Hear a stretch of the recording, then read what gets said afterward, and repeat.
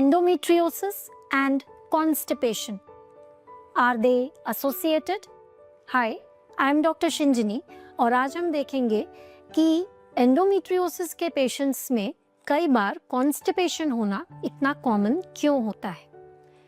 So you have to understand कि endometriosis constipation अलग अलग तरीकों से कर सकता है.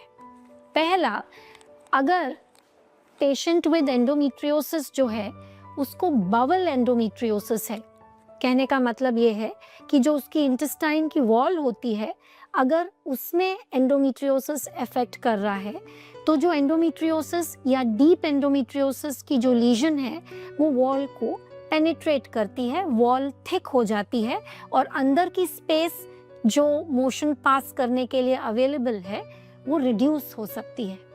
तो ये एक डायरेक्ट रीज़न है जिससे एंडोमेट्रियोसिस में पेशेंट्स को कॉन्स्टिपेशन हो सकता है. दूसरे और बहुत कारण हो सकते हैं जिनसे डायरेक्ट बॉवल इन्वॉल्वमेंट ना होते हुए भी पेशेंट को कॉन्स्टिपेशन हो.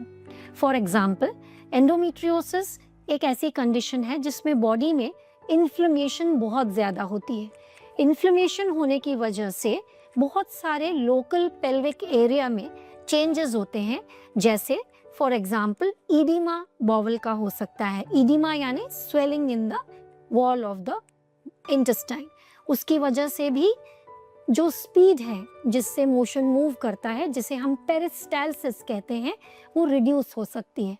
तो अगर मोशन की नीचे उतरने की स्पीड रिड्यूस होती है या अंदर इन्फ्लेमेशन की कंडीशन ज़्यादा होती है तो भी कॉन्स्टिपेशन हो सकता है.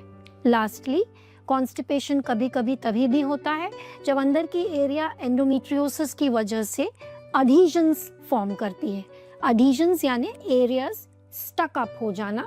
इसकी वजह से इंटेस्टाइन जो है वो स्टक अप हो जाती है और मोशन का मूवमेंट रिड्यूस हो सकता है.